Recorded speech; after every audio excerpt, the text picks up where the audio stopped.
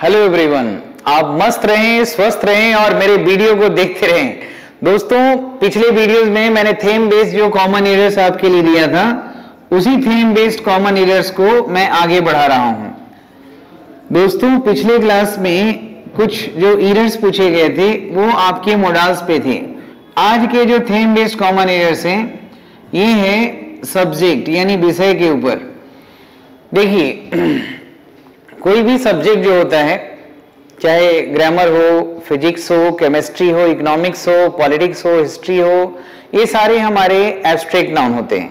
तो इनसे रिलेटेड मैं कुछ सवाल आपके सामने रख रहा हूं और आप उनके सवालों को जवाब देंगे और मैं इनको एक्सप्लेन भी करता चलूंगा। यकीन मानिए, ये थीम बेस्ड कॉमन एरर्स आपके लिए बहुत ज्यादा इंपॉर्टेंट है। इससे ज्यादा इंपॉर्टेंट कुछ भी नहीं हो सकता। आप सवाल को बनाते रहें। अगर आपने पहले कभी पढ़ा है, नहीं पढ़ा है, तब भी आपके लिए इक्वली इंपॉर्टेंट होगा ये। जैसे अगर मैं कहूं ये सवाल एसएससी का पूछा हुआ है, आप जवाब दें। My brother is doing engineering and my sister is doing medical. ये वाक्य को ध्यान से देखिए और आप बताइए, इस वाक्य में एक हिस्से में इसको रखिए, दूसरे हिस्से में इसको रखिए, तीसरे हिस्से में इसको रखिए और एक हिस्सा नो एरर का रखिए, जो आपका सवाल पूछने का पैटर्न्स होता है। ये हो गया आपका ए पार्ट, ये हो गया दूसरा पार्ट, ये हो गया आपका तीसरा पार्ट और ये हो गया फोर्थ पार्ट। अब आपको बताना है इसमें किस पार्ट में एरर है। ध्यान से देखिए, कोई भी विषय जो होता है हमारा अनकाउंटेबल एब्स्ट्रैक्ट नाउन है। आज मैं विषय से रिलेटेड ही आपके सामने कुछ सवाल रख रहा हूं और आप उनको जवाब दें। आपसे मैं जो भी सवाल पूछूं उसका आप नंबरिंग भी बनाइएगा कि कितने सवालों का आपने सही जवाब दिया है। तो इसमें देखिए, माई ये डिटर्मिनर है, ब्रदर नाउन है, दोनों नाउन फ्रेज हो गया, इज सब्जेक्ट के अनुसार सही है, डूइंग भी सही है, इंजीनियरिंग एक विषय है, ये सही है। And my sister is doing medical. तो दोस्तों, मेडिकल जो होता है एडजेक्टिव होता है, मेडिकल शॉप, मेडिकल एड, ये हमारा एडजेक्टिव है। तो यहाँ पे हमें नाउन चाहिए था, तो विषय के रूप में मेडिकल गलत है, यहाँ मेडिसिन लिखेंगे। मेडिसिन एक विषय भी है और मेडिसिन का मतलब फिजिक दवा भी होता है। तो यहाँ मेडिकल गलत था, मेडिसिन होना चाहिए। अगर आपका अनुमान मेडिसिन ही था तो आप बिल्कुल सही हैं। अब मैं दूसरे सवाल की ओर बढ़ता हूं, उसको आप देखिए और चेक करते रहिए रोज कि कितने सवाल आप सही बनाते हैं।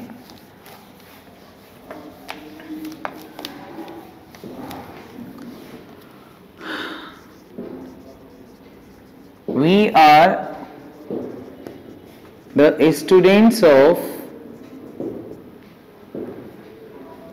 physics,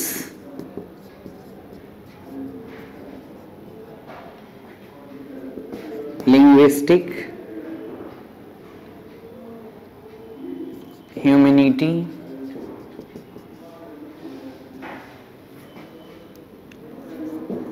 geography, mechanics,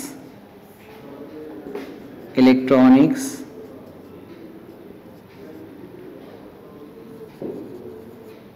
and civics. चलिए दोस्तों, यहाँ पे आपको देखना है कि गलती किस पार्ट में है। देखिए, मैं इसको अलग अलग पार्ट में रख रहा हूँ। एक पार्ट ये हुआ, दूसरा पार्ट आपका ये है, तीसरा पार्ट आपका ये है और फोर्थ पार्ट नो एरर। इसमें आप बताइए ध्यान से देखिए कि किस पार्ट में एरर है। मुझे उम्मीद है आप सही जवाब देंगे। जरा ध्यान से देखेंगे, ये है हमारा पार्ट 1, पार्ट 2, पार्ट 3 और पार्ट 4। बताइए किस पार्ट में एरर है, क्या लग रहा है? यहाँ पे एरर है। हम लोग स्टूडेंट्स हैं, we are the students. Students होंगे तो किसी विषय के ही होंगे। तो यहाँ पे फिजिक्स है, लिंग्विस्टिक है, ह्यूमैनिटी है, जियोग्राफी है, मैकेनिक्स है, ये सारे हमारे एब्स्ट्रैक्ट नाउन हैं। तो आपको पता चल रहा है किस पार्ट में एरर है। अगर आप गेस कर रहे हैं तो आप बता दीजिए, पार्ट 2, फर्स्ट, थर्ड या नो एरर। तो मैं आपको बताऊं कि यहाँ पे विषय के रूप में फिजिक्स सही है, लेकिन लिंग्विस्टिक्स होता है भाषा विज्ञान, और ह्यूमैनिटी मतलब मानवता होता है। अगर विषय के रूप में बात करें तो ह्यूमैनिटीज हो जाता है, राइट। तो यहाँ पे ये गलत था और यहाँ पे एस मिसिंग था, तो इन दोनों में गलती था। यहाँ पे लिंग्विस्टिक लिखा हुआ था, सही होना चाहिए था लिंग्विस्टिक्स, भाषा विज्ञान, ठीक है। तो अगर इस दूसरे पार्ट में आपने आंसर अनुमान लगाया था, आप बिल्कुल सही हैं। अब इसी तरह से क्वेश्चन नंबर 3 की तरफ बढ़िए, देखते हैं आप कितना सही बना रहे हैं। चलिए अगला सवाल है आपके लिए, mathematics and physics are my favourite subject. इसमें बताइए गलती किस पार्ट में है?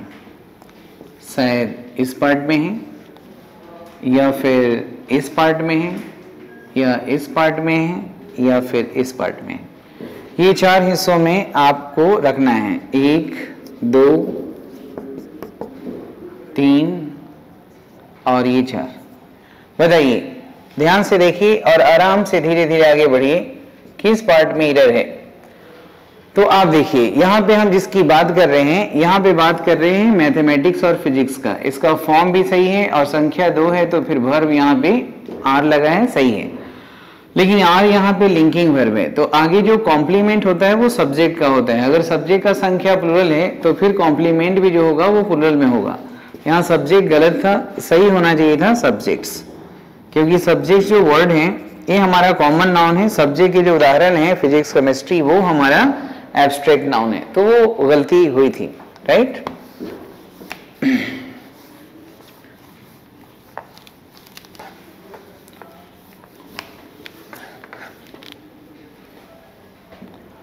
अगर मैं कहूं यहां पे इकोनॉमिक्स इज इंटरेस्टिंग सब्जेक्ट, एक ही वाक्य देखिए और एक वाक्य और देखिए, the economics of India are improving by leaps and bounds. चलिए यहाँ दोनों वाक्यों को देखिए और दोनों वाक्यों में आप जरा बताइए, यहाँ का सब्जेक्ट भी इकोनॉमिक्स है और यहाँ का भी सब्जेक्ट इकोनॉमिक्स है। फिर यहाँ पे जो वर्ब लगा है आर, यहाँ इज लगा है, इसके अलावा और क्या क्या गलती है पहले वाक्य में पहले बताइए। गलती कहाँ है? इस पार्ट में है, गलती इस पार्ट में है, गलती इस पार्ट में है, या गलती है ही नहीं, नो एरर। क्या लग रहा है किस पार्ट में गलती है, ये आपको बताना है। बताइए, इकोनॉमिक्स इज इंटरेस्टिंग सब्जेक्ट। तो आप देखेंगे कि economics is interesting subject. Economics यहाँ पे विषय के रूप में बात हो रही है, तो जो विषय के रूप में बात होगा तो फिर तो वो एब्स्ट्रैक्ट नाउन ही होगा ना। तो इकोनॉमिक्स के लिए इज जो लगा है बिल्कुल सही है। लेकिन यहाँ आगे जो कॉम्प्लीमेंट है सब्जेक्ट, ये हमारा सिंगुलर कॉमन नाउन है। तो अगर नाउन कभी भी सिंगुलर और कॉमन नाउन सिंगुलर नाउन हो तो डिटर्मिनर लगाना जरूरी है। यहाँ पे ए और एन का प्रयोग होना चाहिए, लेकिन एन लगा क्योंकि साउंड यहाँ पे वोवेल था, तो साउंड इसका लिया जा रहा है, लेकिन लग रहा है ये जो डिटर्मिनर इसके लिए, यहाँ पे एन मिसिंग था, ये गलत था। अब यहाँ पे देखिए, द इकोनॉमिक्स ऑफ इंडिया, यहाँ तो विषय के रूप में बात हो रहा है, ये हमारा एब्स्ट्रैक्ट नाउन है, ये विषय के रूप में हम इनको यूज कर रहे हैं। अब आप बताइए, क्या ये विषय के रूप में बात हो रहा है? क्या भारत के अर्थव्यवस्था की बात हो रही है, भारत के अर्थशास्त्र की बात हो रही है? तो अर्थव्यवस्था मतलब भारत के अर्थव्यवस्था के अंतर्गत जो भी आता है उन सारी चीजों की बात कर रहे हैं, जिसमें लघु उद्योग है या कुटीर उद्योग है या बृहद उद्योग है, सारी चीज इस अर्थव्यवस्था में आ जा रहे हैं। तो फिर ये जो है हमारा एब्स्ट्रैक्ट नाउन नहीं है, क्योंकि बात विषय की नहीं हो रही है, ये हमारा प्लूरल कॉमन नाउन है। इसके हिसाब से जो वर्ब आना चाहिए था प्लूरल आना चाहिए था, अतः यहाँ पे आर सही है। और इसमें कोई गलती नहीं है, ये नो एरर है। सही है। चलिए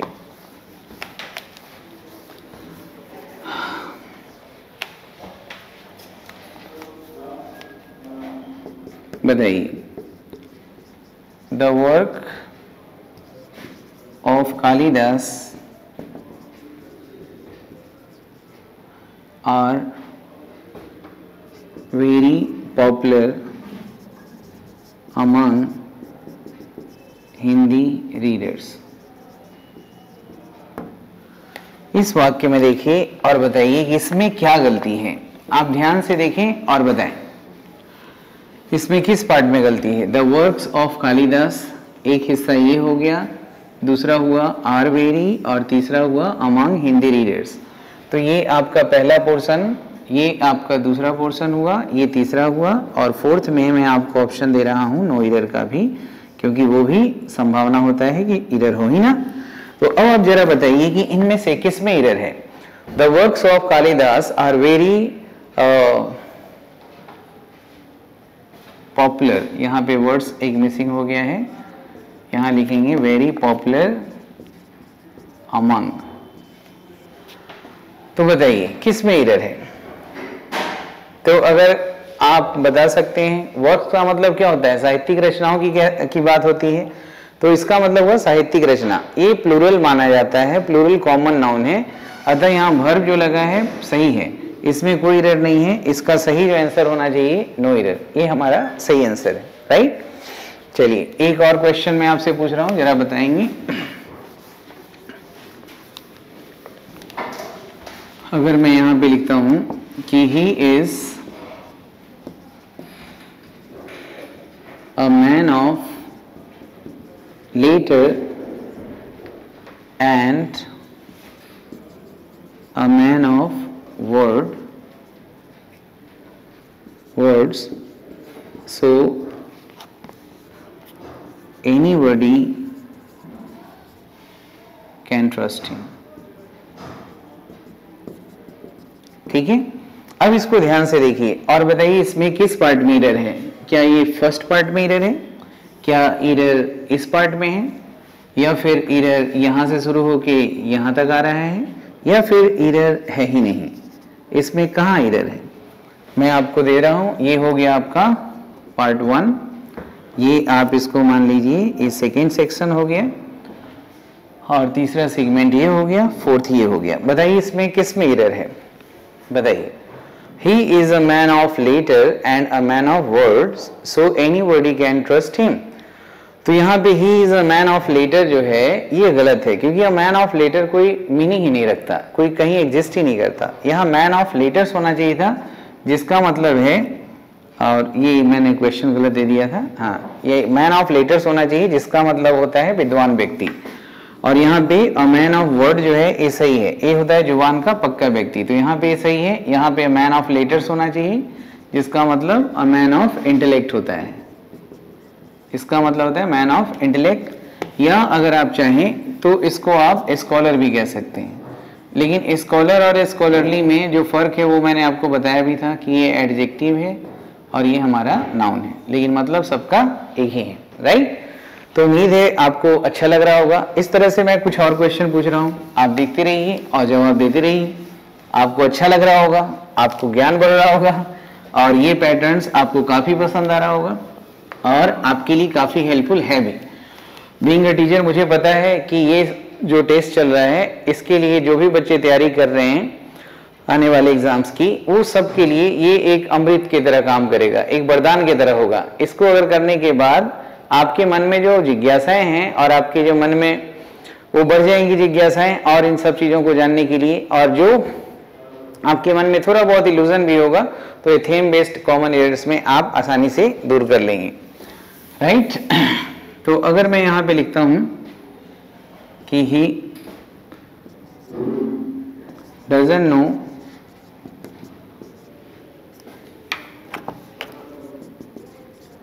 even the alphabets of French। अब इस वाक्य में देखिए, इसमें क्या एरर है? He doesn't know even the alphabets of French. Error है या एरर नहीं है? क्या होना चाहिए बताइए? He doesn't know even the alphabets, तो ये पहला सेक्शन हो गया, ये दूसरा सेक्शन हो गया और ये तीसरा सेक्शन हो गया, ये तीसरा हो गया और ये फोर्थ हो गया, राइट? तो इसमें आप बताइए एरर क्या है? तो आपको पता है कि लेटर्स जो होते हैं वो 26 होते हैं ना इंग्लिश में। तो ऐसे हर विषय में जो लेटर होता है जिसको हिंदी में वर्ण कहते हैं, तो कई वर्ण मिलके जो बनता है वो वर्णमाला होता है जिसको अल्फाबेट कहते हैं। तो किसी भी विषय में, किसी भी भाषा में एक ही वर्णमाला हो सकता है। तो अल्फाबेट का मतलब वर्णमाला होता है। तो अगर हम कह रहे हैं कि फ्रेंच का अल्फाबेट नहीं पता, हिंदी का नहीं पता, संस्कृत का नहीं पता, इंग्लिश का नहीं पता, तो उसकी वर्णमाला की बात हो रही है। और वर्णमाला सिर्फ कितना होता है? एक ही होता है किसी भी विषय में। तो अगर इस तरह से अगर आप बोलते हैं कि there are 26 alphabets in English, अब इस वाक्य में आप बताइए क्या होना चाहिए? देयर आर 26, इसको इंप्रूव करना है। आपको क्या लगता है कि ये वाक्य सही है? अभी मैंने बताया कि किसी पर्टिकुलर लैंग्वेज की बात हो रही है, जैसे यहाँ पे इंग्लिश की बात हो रही है। तो इंग्लिश में आपको लगता है कि 26 वर्णमालाएं होती हैं, 26 वर्ड्स होते हैं। वर्णमालाएं जो होती है वो तो एक ही होगा ना, किसी भी विषय में, किसी भी लैंग्वेज में वर्णमाला एक होता है। तो हम इंग्लिश की बात कर रहे हैं, तो यहाँ पे 26 अल्फाबेट्स गलत है, 26 लेटर्स होना चाहिए इन इंग्लिश अल्फाबेट, ये सही हो जाएगा। सही है? और अगर मैं कह रहा हूं being a polyglot I can speak many alphabet, तो ये गलत हो जाएगा। यहाँ अल्फाबेट सही है क्योंकि अल्फाबेट्स हो रहा है बहुत सारे भाषाओं का, कि एक बहुभाषी होने के नाते मैं बहुत सारे भाषाओं को बोल सकता हूँ। तो ये हमारा बिल्कुल सही है। तो इस तरह से आप कोशिश करिए कि आप सही तरीके से आप एरर्स को फाइंड आउट करें। ये थीम बेस्ड एरर्स जो मैं दे रहा हूँ ये आपके लिए काफी लाभदायक है। लेकिन दोस्तों आप कुछ कमेंट करके बताते नहीं हैं। आप जरा कमेंट करिए। और मेरा सब्सक्राइबर बड़ा धीरे धीरे बढ़ रहा है, क्या मैं अच्छा नहीं पढ़ा रहा हूँ? अगर नहीं पढ़ा रहा हूँ तो आप बताएं कमेंट करके, मैं आपके हिसाब से ही मैं कुछ आपको चीजों को बताऊं, लेकिन मेजोरिटी ऑफ जो लोग होंगे उनके साथ मैं जाऊंगा। आप कमेंट करिए, शेयर करिए और सब्सक्राइब करिए। सब्सक्राइब करने के बाद शेयर अगर आप करते हैं तो ज्यादा से ज्यादा लोगों तक मेरी रीच होगी। मैं पढ़ाने का थोड़ा सा और चीजें मैं इसमें इनोवेटिव कर सकता हूं आपके डिमांड पे और आप लोगों के लिए। तो थोड़ा सा इनको आप आगे बढ़ाइए और इस तरह से मन लगा के हम लोग पढ़ते रहेंगे। आपके डिमांड पे ही वर्कआउट करके मैं आगे बढ़ूंगा। कुछ चीजें मुझे पता है कि अभी आपको किस तरह की चीजों की जरूरत होती है, तो उस हिसाब से मैं चीजें दे रहा हूं। तो पिछला वाला जो मैंने आपको दिया था थीम बेस्ड कैन पे, वो कैसा लगा और ये जो मैं पढ़ा रहा हूं ये कैसा लग रहा है? ये चीजें किस हिसाब से सही तरीके से आपको फायदा हो पा रही है? जरूर हो रही होगी। आप कमेंट करें और मुझे बताएं थोड़ा अच्छे से। आज के लिए इतना ही। श्याम शर्मा, मुखर्जी नगर, दिल्ली।